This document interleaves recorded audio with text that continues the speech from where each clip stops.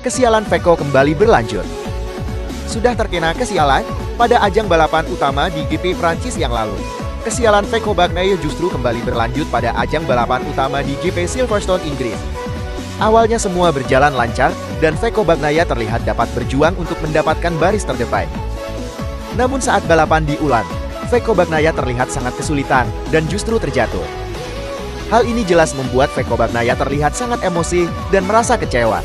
Karena pada dua balapan utama terakhir dirinya harus puas pulang tanpa membawa poin. Bahkan saat disorot oleh kamera, Pecco Bagnaia tak bisa menyembunyikan rasa kekecewaan atas penampilannya ini. Jatuhnya Pecco Bagnaia jelas mengejutkan untuk para staf Ducati, bahkan terlihat jika Opa Tardozzi sepertinya sangat kecewa dan frustasi.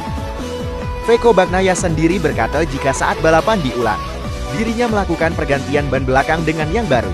Tapi Bagnaia tidak menyangka jika ban baru justru membuat dirinya semakin kesulitan.